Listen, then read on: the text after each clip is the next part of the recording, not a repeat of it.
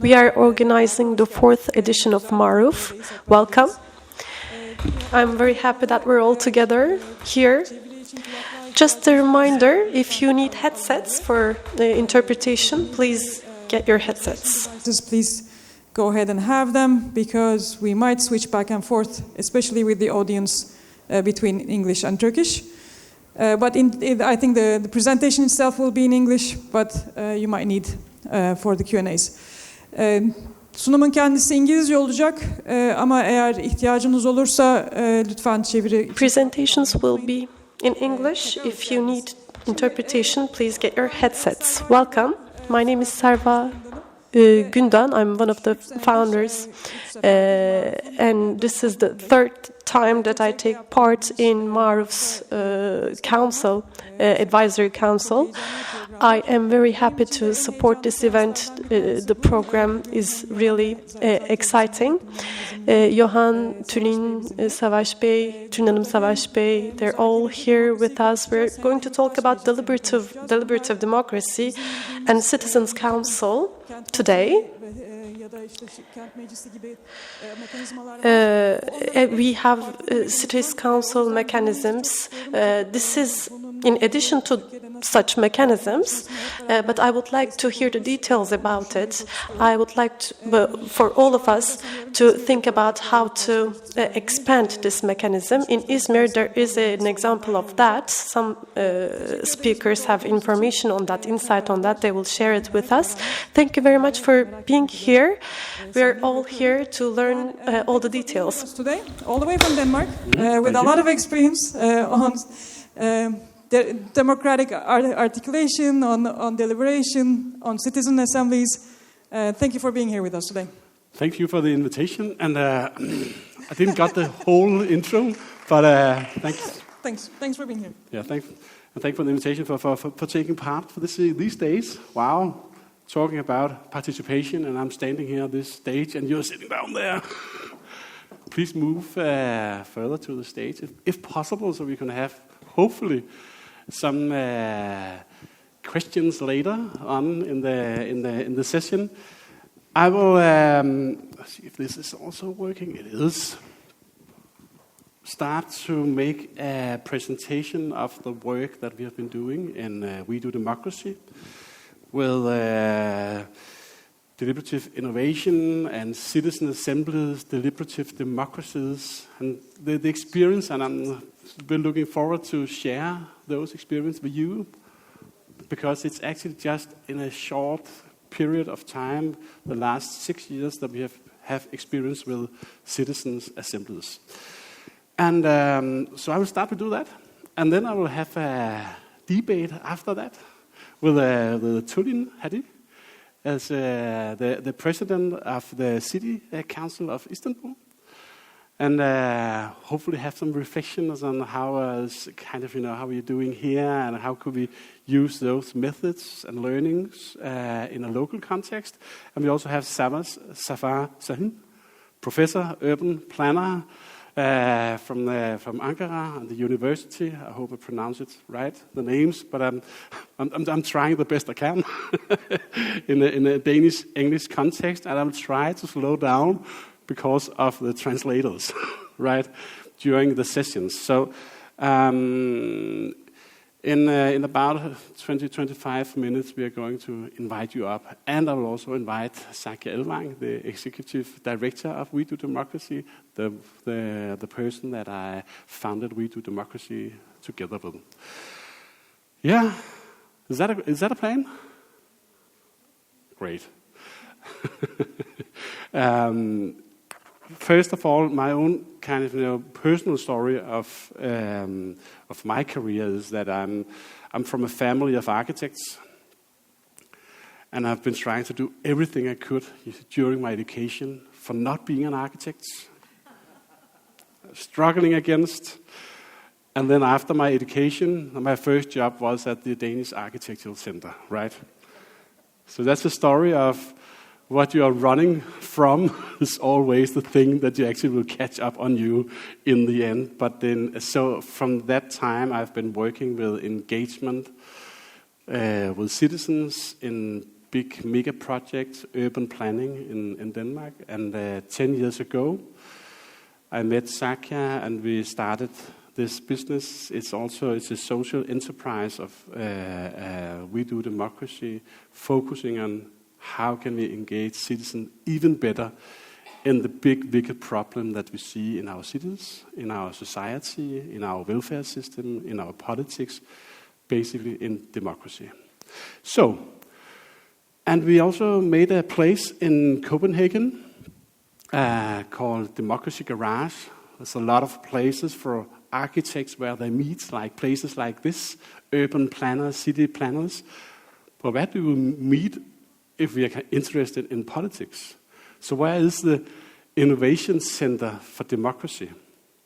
And Democracy Garage, based in Copenhagen, is a place where we are trying to strengthen our democracy muscles, inviting all Copenhageners, foreigners, to be a part of the discussion of how should we involve, how should we rethink democracy in the future. So it's an innovation place, usually used for cars. It's an old repair place for cars. So we are taking out the cars, taking in the democracy, looking around, see if the tires are okay, shifting spare parts in this place. So if you're ever in Copenhagen, please go visit this place in Copenhagen. And we believe that a better democratic future is possible. So it's the idea of the democracy is not a fixed format. It's actually a thing that we have designed, and we can redesign it all over again. Let's see if it's possible to. And this is some images of how we participate, how we engage. It's a local in this area of Nordvest in Copenhagen.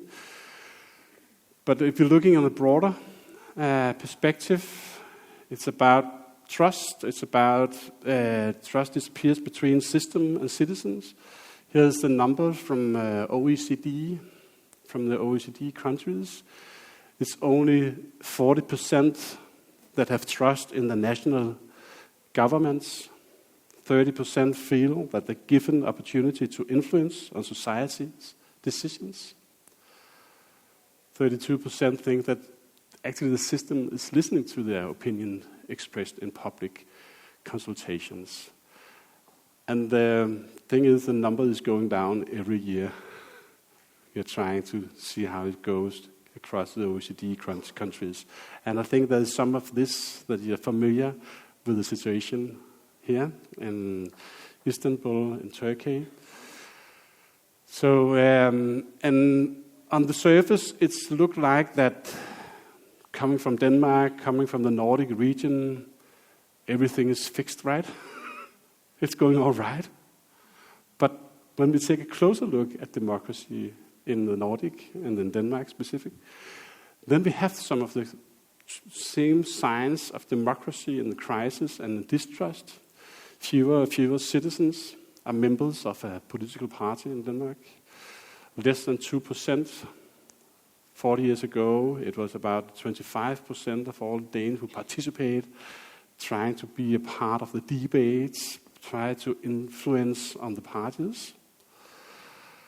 We can see there's growing distance between system and citizens, escalating during the COVID and through the crisis. And we also have a lot of crises, of course, today with the climate, with the war in Europe, and it's all the crisis kind of taking is the definer for the distrust.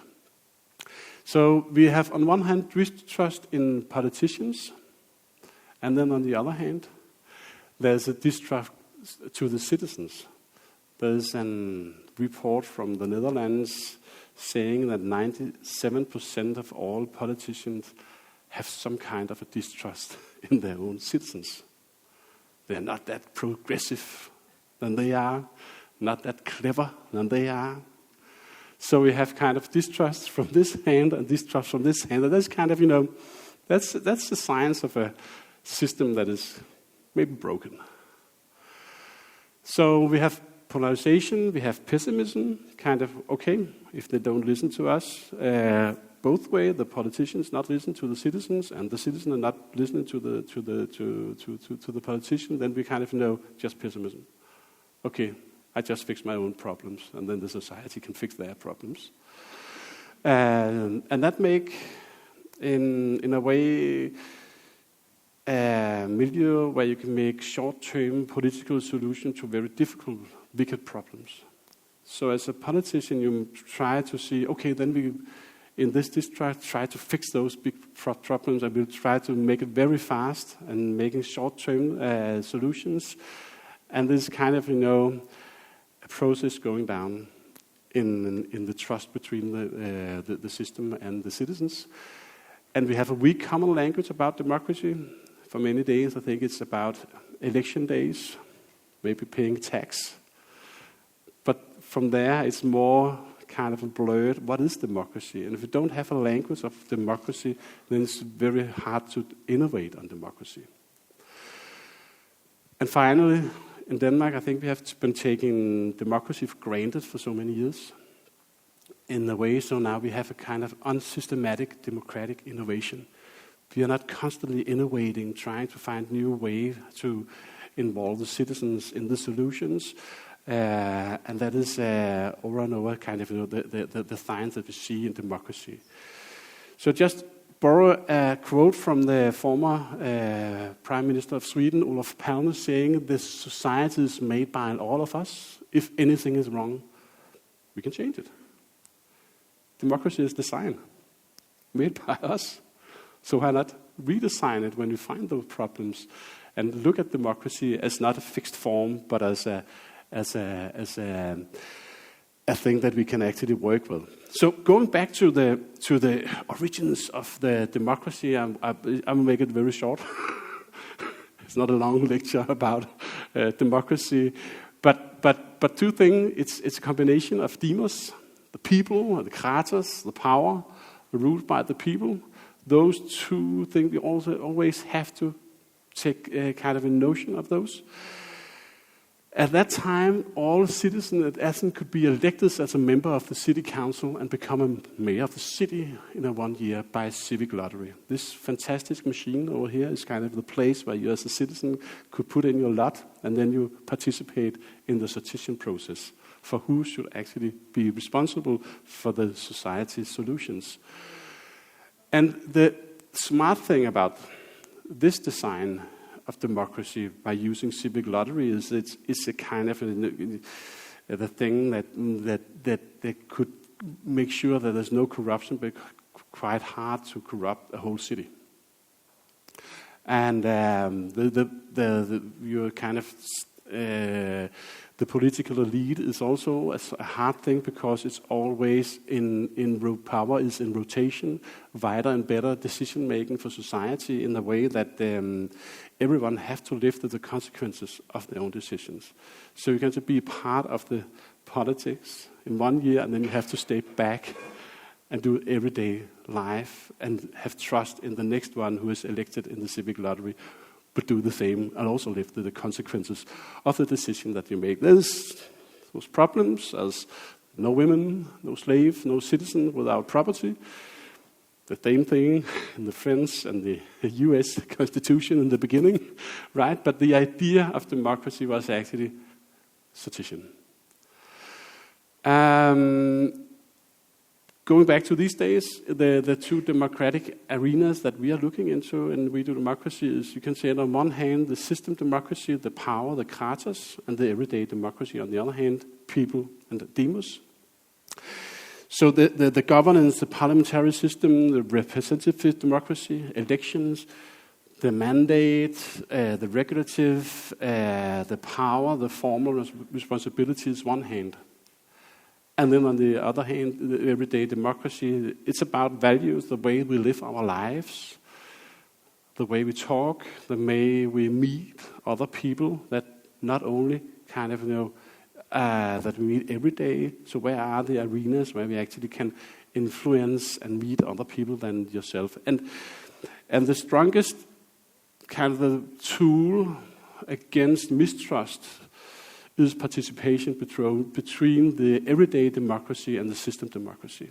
You cannot work with trust and distrust in just one hand in the system or in the everyday. You have to kind of bring it together and bridge a system and everyday people. So those two kind of thinking of democracy, and in many ways we see that democracy that is declining these years is democracy where you're taking the values out of the systems.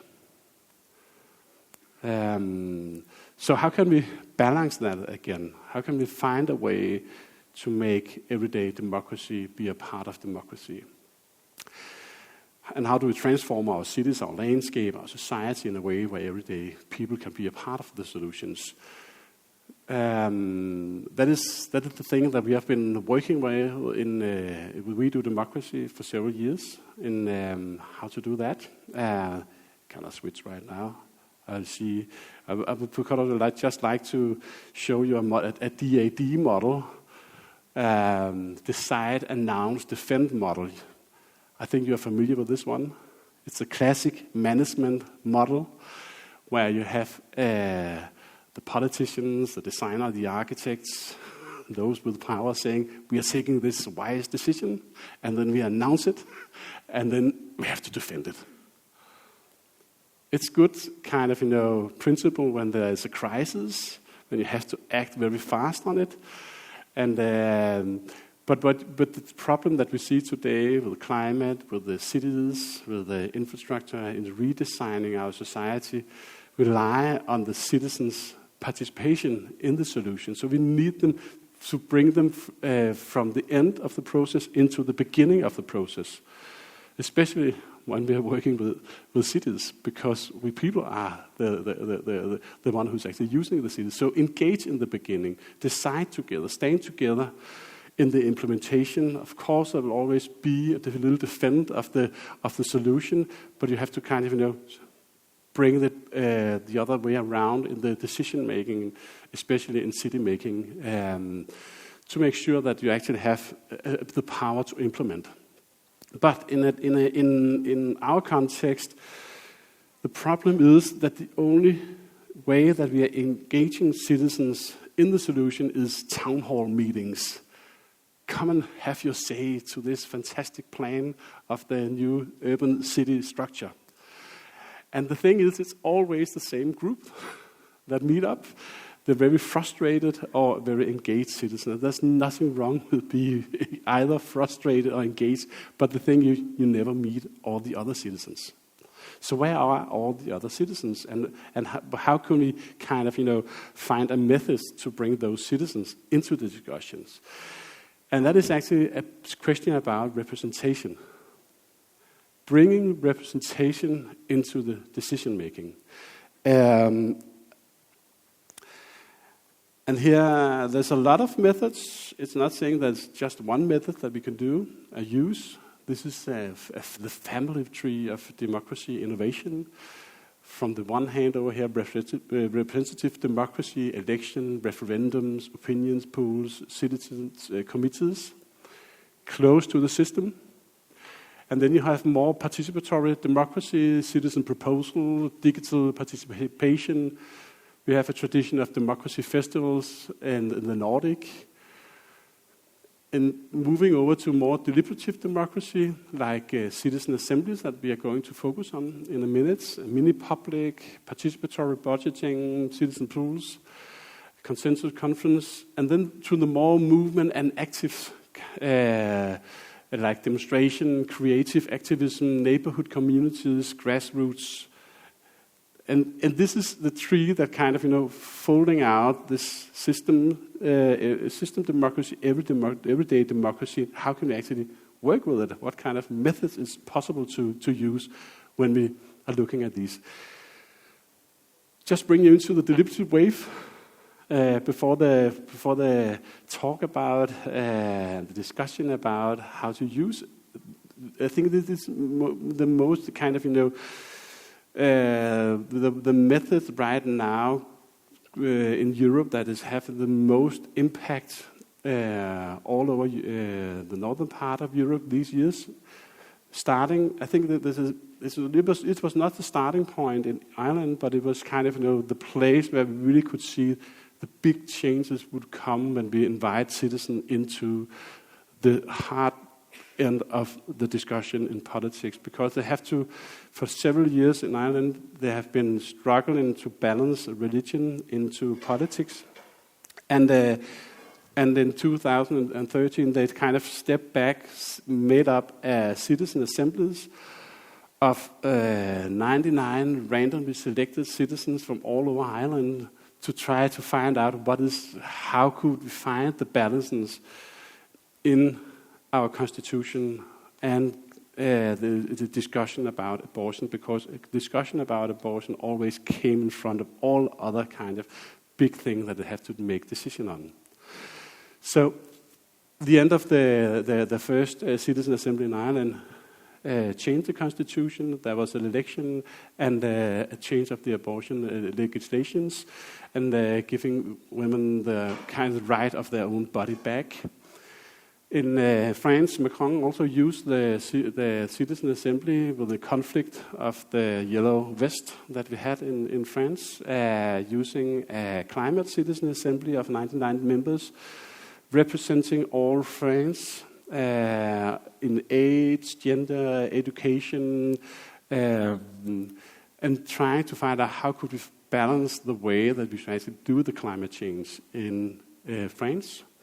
Here you can see this is an image from Bundestag in Germany, where you have the lottery. This is the president of the Bundestag doing the lottery on national TV, and you can watch it and see if you are the kind of the person who is actually elected in this lottery for being a part of the citizen assembly there. So in a short form, a citizen assembly. It's about a commissioning part with a clear mandate. How should we respond on it? How I apply to respond on the recommendation that the citizens are making. It's a clear question that we have to focus on while we are deliberating on the questions.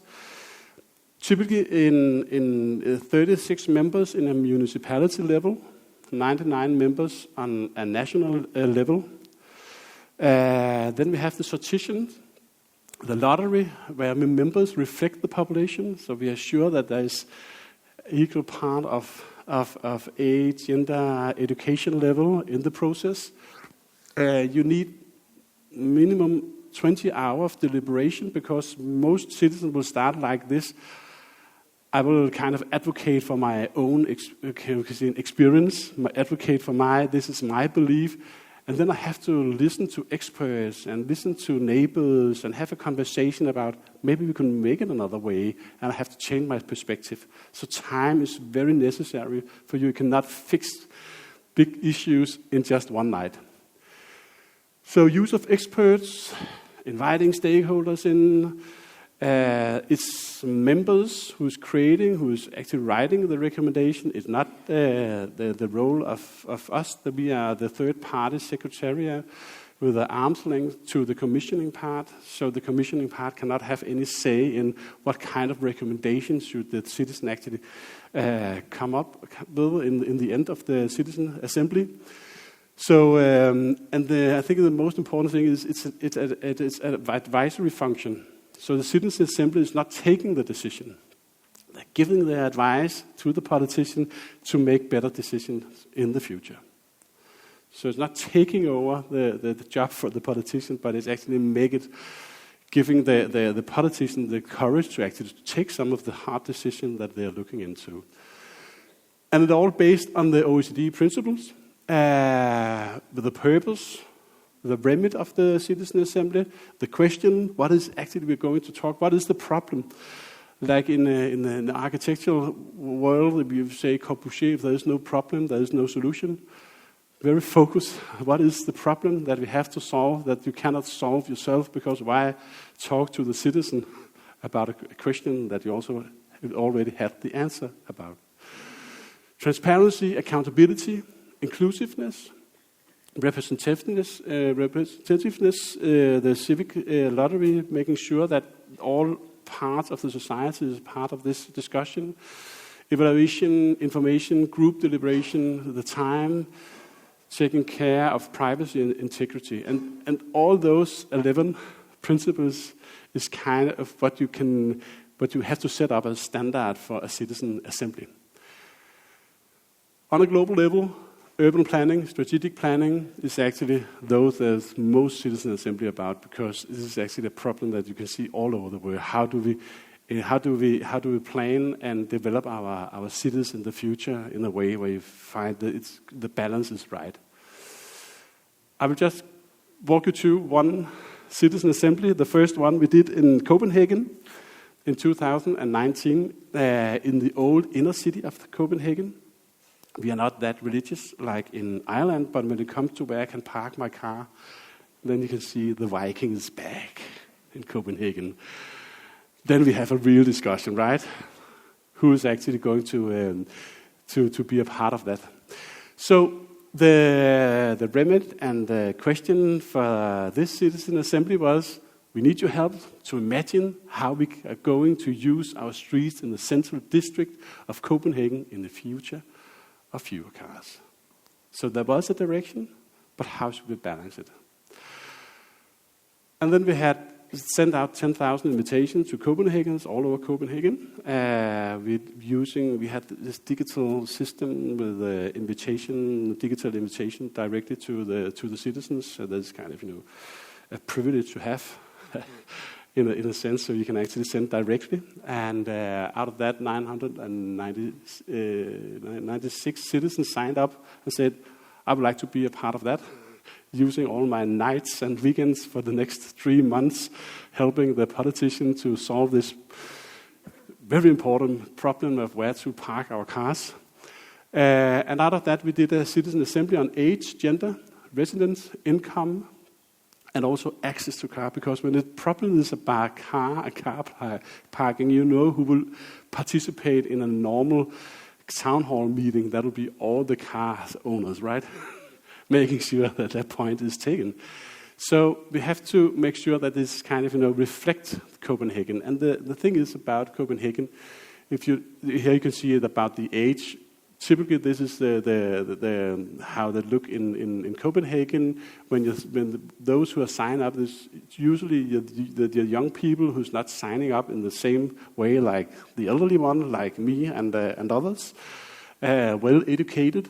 So, but the citizen, the kind of civic lottery makes sure that we actually, in the end, in the citizen assembly, reflect the municipality and not the numbers who is actually signing up for the citizen assembly. And if you look at the question about access to car, is in the inner city, the old inner city of Copenhagen, only 75%, only 26% have access to car. When we sign up, you can see 63% think this is a discussion that I can be a part of. But we have to make sure that the lottery come out, so it actually reflects the car owners and the non-car owners in the room. And from there we had, so this is the Citizen Assembly of Copenhagen, the first one we had. We had scenarios, how could we use our cars in the city, the streets in the city with cars and less cars, 40% less cars, 75% less cars. It's not a binary thing, it's not this way or that way, but just have to look at how could the city look if we are taking away some of the car and making green areas, places to sit in the neighborhood. We had a lot of deliberation with the citizens. We had experts coming by, trying to see what knowledge do we have about urban planning, what knowledge do we have if we are taking away cars or making broader kind of streets. What is the consequences of that? We also have open meeting with the rest of the city, so we can actually engage the city and have conversation with the citizens, where the members of the Citizen Assembly is actually kind of facilitating the meetings. A long story, the end, the recommendation was up to 75% reduction of car traffic in the inner city of Copenhagen. And 80 to 90% reduction of parking at the street level. And this is a group of people who's actually reflecting the Copenhageners in the inner city. Also Copenhageners who's actually having access to car, own a car, use a car. But the thing is, this dilemma and the discussion was not only about cars, it's also about if you take away a car in the middle of the center of Copenhagen, then you're opening up for debate and you have no nightlife and bars.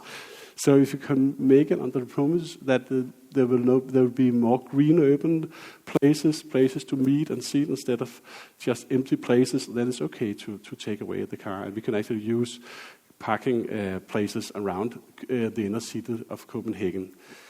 2 years then, we also one of the recommendations was to try to make prototypes in the center of Copenhagen. This is the images of the prototypes. What would actually happen when we remove the cars? And 2 years ago, the City Council of Copenhagen took the decision on behalf of the recommendation of the Citizen Assembly to remove 66% of all car and parking places in the inner city of Copenhagen. So that is implementing today, and that is the biggest transformation of the inner part of Copenhagen for the last 40 years, beginning with the Citizen Assembly, kind of taking the recommendation, not only the numbers, but also how we should implement the recommendation of taking away cars and put instead green urban areas in the center. After that, it exploded in Copenhagen. I think we are up to 25 citizen assemblies today, 2 national citizen assembly in Norway about sustainable living, and the oil fund in Norway. That is kind of the big discussion in Norway. How should we use the investment in the future? But enough about our cases, the way that we work. I would like to invite you, Tulip, and Savas and Sakya to the stage for a discussion around how could those experience. Are you okay? Yeah, good. And if you have, thanks. Please. Please have a seat.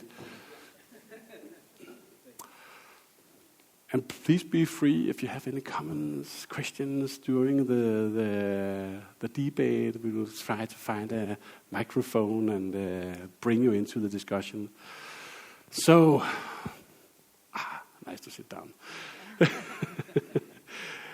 Tell me, Tulin, what is the kind of, listening to these citizen assembly, the experience that we have, what is kind of, what could be, first of all, one of the problems that you can solve by engaging the citizens in the solutions? The hot topics you're asking. Maybe we're going to, The hot topics you're asking. Yeah, hot topics. Well, we have plenty of them. First of all, thank you for your presentation. It's been a gave a detailed idea about the process. Mm-hmm. And I think those who know me in this room, they all know that I'm a big fan of this citizen assembly process. Is that right? So we couldn't have the opportunity to implement the process, but I've been in trainings and I know the process. So we need experience, of course. Mm-hmm. As I said, we have plenty of problems. For example, which are coming to my mind immediately, the transportation and mobility could be. Mm-hmm. To be more focused, this could be on the Princess Islands, for example. Mm-hmm. They're used to use the horse carriage, and then because of pandemic between the horses, they banned the horse carriage, and then suddenly now we are using, or they are using, mm-hmm.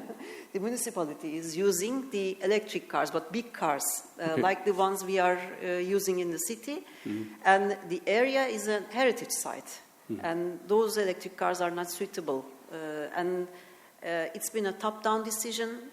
Nobody asked the opinion of the citizens, mm-hmm. and there is a struggle the last 2 years between the citizens and the decision makers that should we use these cars or not. And water management, for example. In Turkey, what is the dilemma, kind of?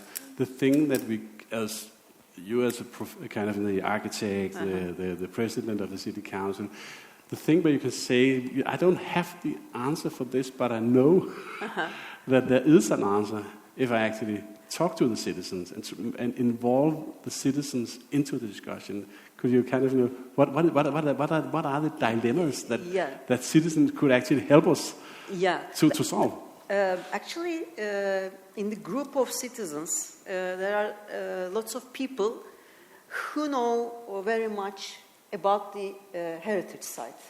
There are people who are working in the car industry. There are people who are experts in town planning, for example. So they have everyday experts and experts also, professional experts also in the group of citizens. But the decision makers are said, okay, this is we have to use these cars because in Turkey the urban planning and development is largely controlled by the central government, and this transportation problem is a result of central government's attitude, actually. But because of implementing or standing close to the conditions of the central government, the municipality has difficulties explaining the solution and resulting the solution. And in my opinion, the citizen assembly process can help to the politicians also to solve the problems they are having problems to explain why they are doing like that, or have difficulties to defend, to stand on the right side of the dilemma.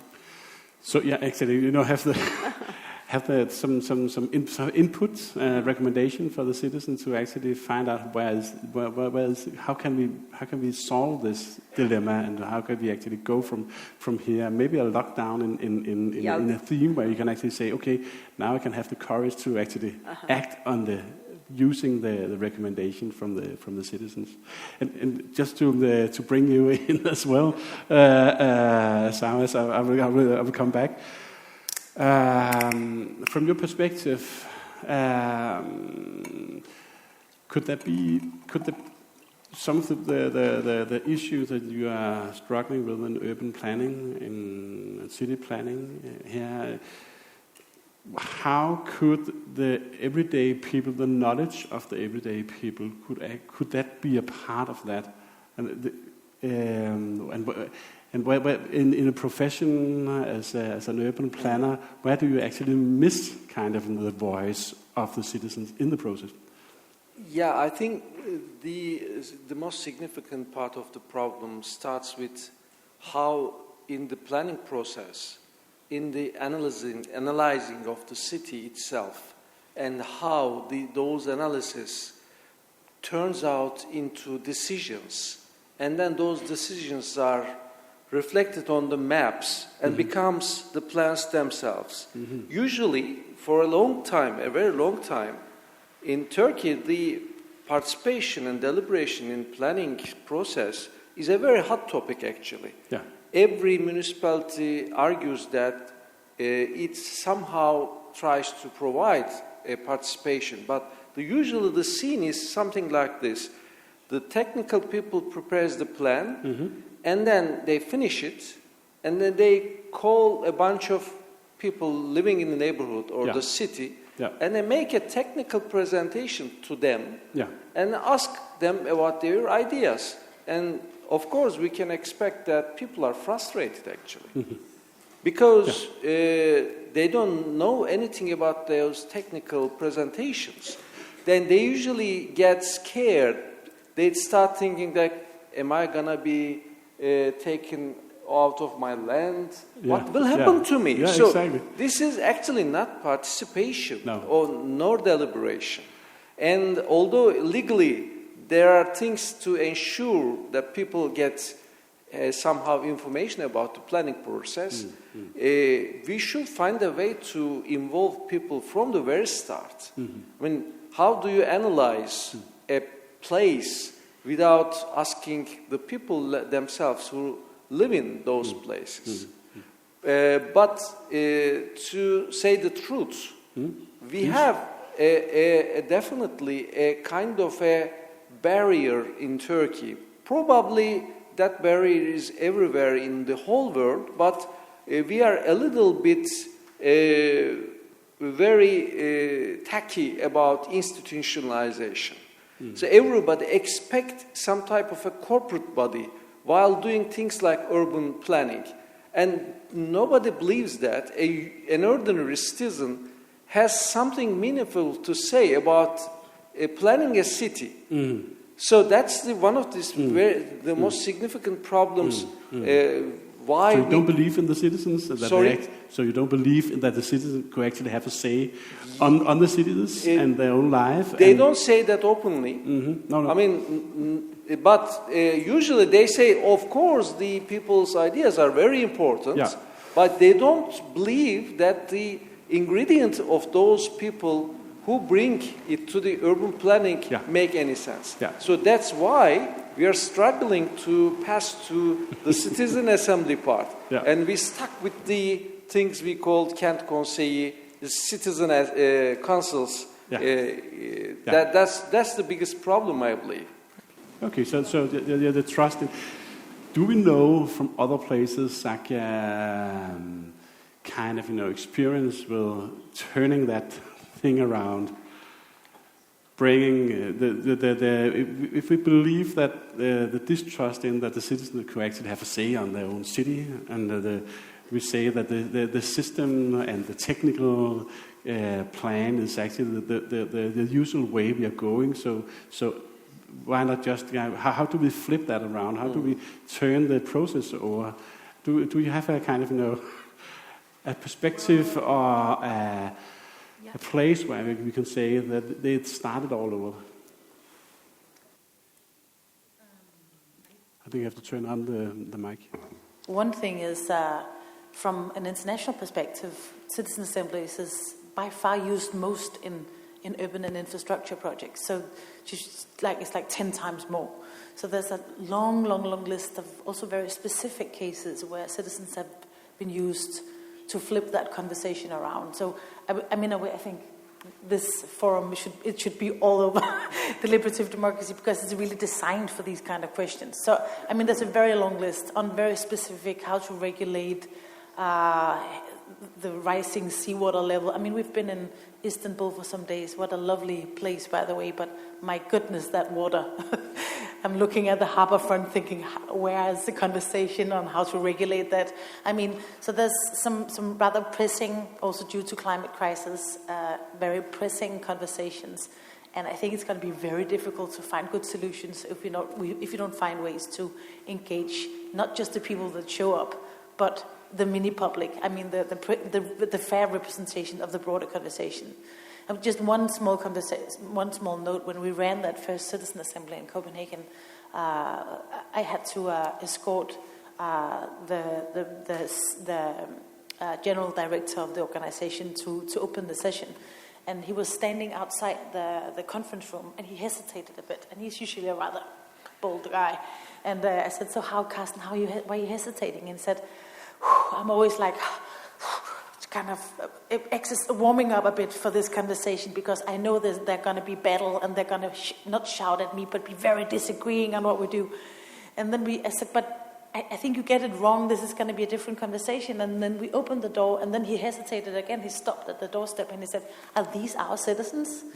And I said, "Yes, that's your citizens." And then he said, "But they look different." And that's just because of the petition part. So I think there's a really key point here is actually really getting the public represented in the conversation with broad representation. That itself is changing the conversation. I think that would be my main point. Yeah, so actually see another group, see Yeah. representation. Yeah. But the diversity. Yeah, exactly. Also, just that's a regular dad, working in an office, and that's just not only extreme, but just regular citizens. Yeah. You told me that there was kind of legislative challenges in running citizen assemblies. Kind of it wasn't kind of just an open door. They can say this is the method. We actually tried and then see how the citizen look like when we are using partition instead of just open doors. It's not about what we cannot do, because of course you are working very hard from your sides in how to engage again. But could that be part of what the citizens? Could that be the civic lottery? Could that be used? Kind of could man take part of a citizen assembly? Try using prototypes of some parts of a citizen assembly, or what could be the way to try democratic innovation in a scale in your everyday life? When I followed and I've been in the trainings for citizen assemblies and did a quick research about the current experiences, I thought some parts of this citizen assembly process could be used in Turkey. Mm-hmm. For example, I'm representing an institution, a governance mechanism. Zafer is also from an equivalent institution in Ankara. This is called, its name is directly translating City Council, but not the equivalent of the municipal council. This is an advisory board, and I used to call it every time as a governance mechanism. Sometimes I thought, well, we are implementing some parts of the citizens' assembly process, but it's not actually. I think the citizen assembly process differs in many traits from other participatory tools. Mm-hmm. First of all, it's independent coordination team, organization and coordination team. Its structure, its timeline, the learning phase, also on the topic and on the skills and behavioral learning phase. And then the initiation and protection of the municipal authorities or the local authorities. I don't know, maybe sometimes central authorities, but the authorities. And then the learning phase is very important in my opinion, and many times I thought, okay, we are implementing this learning phase in citizen assembly also, in city council or citizen council also. But it's not enough because as you showed in your presentation, the participants are always the same. So we are not using the lottery, and the participants are always volunteers and always same people, and almost all topic. I mean, the women issue, transportation issue, ecological issues, heritage, always same people. So the everyday experts are always the same, so they are becoming expert. Yeah. And the deliberation is between the municipality and these experts. So it differs, strongly differs. And the lottery we are not using, but we are exercising deliberative forums or meetings, and we have experiences about the participatory budgeting. We have neighborhood assemblies, but not equivalent of the citizen assembly. No. But trying new tools and trying to make kind of a shift in a way of engaging citizens, and on the way it could be a citizen assembly, and trying to make sure that, I think our experience is that make sure that they actually fill up to the OECD principle. So it's not calling thing a citizen assembly because we just like to have a citizen assembly, but we have to check the balance. Is it actually a citizen assembly? Shaka? I was just thinking that... Sorry. I was just thinking that one of the problems citizens' assemblies have been facing is if they are designed and conducted just as one-offs. I mean, if you run a beautiful citizen assembly, it's conducted within half a year, it hands over amazing results back to the municipality or other governmental institutions, then there's a risk it's going to be very depending on only politicians who say yes and no to implementing the results. And that's let's just face it, that's a problem all over the world, that we have elected politicians that are also elected because they think they know better, and often they do. So that's not the point, but the point is getting those input in from the citizen assemblies can be a problem. So one of the things we can see is that when the citizen assemblies really work well, they are designed so they are combined with other public conversations. So it's combined with a campaign, it's combined with a council like your council that also feed into the conversation, like opening up local conversations to feed it in. So instead of thinking that this is going to solve everything, I think the point is trying to link citizen assemblies with existing platforms and existing methodologies to open up the conversation. Because then there's a risk the conversation and the recommendations will also flood into other processes, and that's basically one of the most important recipes, I think, for implementation and for change of policy. Thank you. Is there any kind of any questions, thinking, reflection that we need to bring on into the discussion? Please just feel free to join. I think there's a question. Using those brave people up here. Is there a microphone somewhere? It's coming.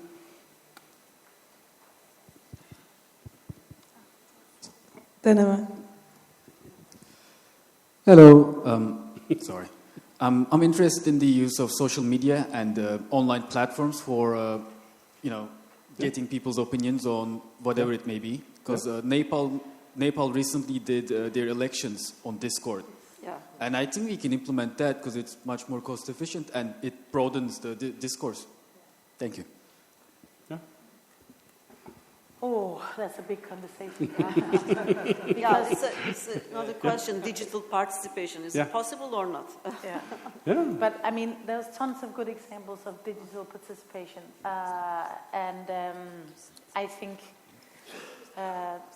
there's so much to this. I mean, there's the ownership of the platform, who's actually owning the digital platforms. We are all facing problems with tech milliardaires that are owning our digital platforms and are forcing our eyes in certain directions. So in some ways, the largest amount of our digital platforms are not democratic from the beginning. So where we are, Discord, I know that's an alternative. I know it, and I also know that case, which is very, very interesting. But Discord is not used by 99.9999% of the populations all over the world. It's not a main platform for many of our populations. So if you want to reach audiences and public with a larger scale, then you have to be on some of the mainstream platforms. And many of the mainstream platforms we don't have ownership for. So I mean, there's at least on the European level, there's a huge discussion on whether we should initiate our own social media platforms that are democratically regulated. And then in that case, I think it would be a very good idea. But to do so, to host a citizen assembly in Denmark using our social media platform Facebook is the biggest one in Denmark, and Meta is, I mean, we should all kind of say goodbye to big tech. I mean, so leave some of those big platforms is a large part of the answer in a democratic transformation, but we don't have the alternatives yet. So it's a long conversation. But so if you have a good democratically regulated digital platform that is used by a large group of the population, yes, then it's a very good idea. We just don't have many examples of that. Reflections from Just a small reflection. Actually, we had a very interesting experience with using social media in Ankara. We are sharing nearly everything happening in our organization, in the Citizen Council of Ankara, Ankara Kent Konseyi. That at least helps us to showcase that nothing sinister or hidden agenda is there. Everything is open, radically open. Yeah. But that doesn't always work for the participation, for the sake of participation. Because in people's minds, at least still in Turkey, not the local government and the participation itself are separate things. We can make something and people might see it as a part of mayors doing and start a conversation, maybe a clash. So that is something we like or not, I don't know. But apparently the facilitation of the social media for participatory purposes is a huge question, as Zakia told, and we need to work on that, I believe. Wow. I think we have just one questions over there, but maybe. I will also have a question. I can. Hello, I can have a step. I want to ask you, especially Zekia, to you. Turkey has a very critical process in democratical times for now. As you know, more than 60 mayors are under arrested. And now we are having a very critical process in representative democratical processes. And I'm working in this area for a long time, and participation area especially. But I want to ask you, what do you think? Is there a miracle solution for the because this deliberative democracy process is a connection of standard democratical process and the radical democratical processes. And for now, we have this kind of situation. And do you have any suggestion in this case? That's a big opening in the end, where we have. Yeah, but I love that. a minute left. Sorry? Yeah, but we're closing down in a minute, just to. One note. Sure. Yeah. Finally, and then we can have maybe discussion outside, because I think they are going to change. Because it's a big one. The stage. Yeah. There are many examples of worldwide of deliberative democracy actually working well also in contexts with a limited democratic situation or a flawed democratic situation. And by the way, I mean, we have flawed democracies all over the world right now. So it's not like we have like a bunch of perfect democracies and then a lot of not functioning democracies. I think democracy is a bit more fluid concept. So definitely, of course, you have some issues there. But just to say, deliberative democracy, what we've seen, for example, in Poland, I mean, the deliberative democracy field was really growing, also in times where Poland was moving in a direction that was problematic. And the reason why is basically because the deliberative democracy was linked to very progressive municipalities and city councils that wanted to do something. Democracy is not just one thing, it's many things. So deliberative democracy is a system-based, internationally kind of described and regulated model, and therefore it has some legitimacy to it that I think you often lack if you only run activistic or radical democratic processes. So it's kind of leaning in on a model where you can say we actually follow some international principles. So it's not going to solve everything, but it does work also in contexts that have problems on the system democracy. Great. Yeah. Thank you, And then we'll talk afterwards. And then just give you two just a final say as well. Yeah, I think the citizen assemblies can serve where we have our debate because of the lack of reliable information, and we have not extreme, but polarization. It can do a lot. It can actually solve those polarization that we see. I think this is very important. And the protection of the decision makers also. I'm curious about, you showed us a list of 20 citizens' assemblies you held. Yeah. And I'm curious about who initiated these assemblies. Yeah. It mostly on the municipality level, but also on a governmental level, the commissioning part. Yeah. The last sentence I would like to emphasize is about actually what we have in Turkey is a more institutionalized framework. But I think it's a good idea to amalgamate this type of an organization under what we have. Yeah. We have some working groups and assemblies, but they're not sortition based. Maybe legally we can introduce sortition into the existing Kent Conseillers, citizens councils. But the problem is that our position is not independent from the municipality. We are getting our support and everything from the municipality. Although we are trying to keep ourselves independent from the municipal authority, we can't convince Of course, I mean that's also a structural problem. Provided that the conversation is not over. It's just but our time slot is. Yeah. Could you make it like the snap one? Brussels French-speaking permanent citizen assembly model. Look at that. Yeah. And the way you handle it is by having a third-part contract. And let me show you the details on that, how you do that, because you basically regulate it as an independent institution, then you can handle it. We would appreciate it. We can design it, right? Thank you for participating in this session and with your reflection, and thank you for participating in this session as well. All right. Yeah.